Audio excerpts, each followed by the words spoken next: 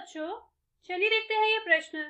सिद्ध कीजिए कि फलन f(x) बराबर ax प्लस b, जहाँ a व b एक अचर हैं तथा a 0 से बड़ा है, r पर एक वर्धमान फलन है। इस प्रश्न को करने के लिए हम इसकी मुख्य अवधारणा देख लेते हैं।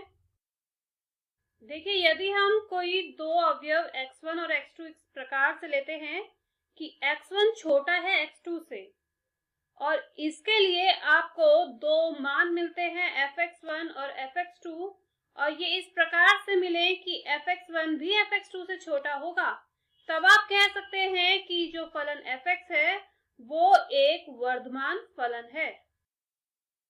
तो चलिए इस मुख्य अवधारणा का प्रयोग अपने प्रश्न को हल करने में करते हैं, जहां पे हमें फलन fx बराबर दिया है ax प्लस b के, और साथ ही दिया है कि a और b अचर है इस प्रकार से कि a बड़ा होगा 0 से, और r पर हमें निकालना है कि वर्धमान फलन है r मतलब वास्तविक संख्या। माना x1 और x2 कोई दो इस प्रकार की वास्तविक संख्या है कि x1 छोटा होगा x2 से।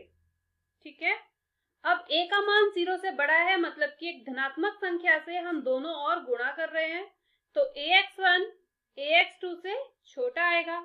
और दोनों ही और अगर हम कोई एक अचर b को जोड़ दें, यहाँ पे भी हमने b जोड़ दिया और यहाँ पे भी हमने b जोड़ दिया, अब वो धनात्मक भी हो सकता है और ऋणात्मक भी हो सकता है, तो तब भी ये ax1 प्लस b छोटा होगा ax2 प्लस b से।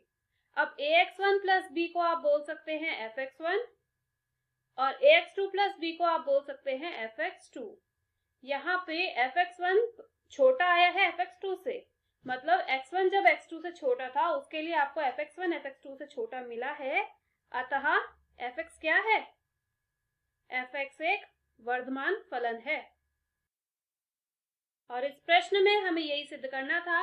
मैं आशा करती हूँ मुख्य अवधारणा की मदद से आपको इस प्रश्न का हल समझ आया होगा। धन्यवाद।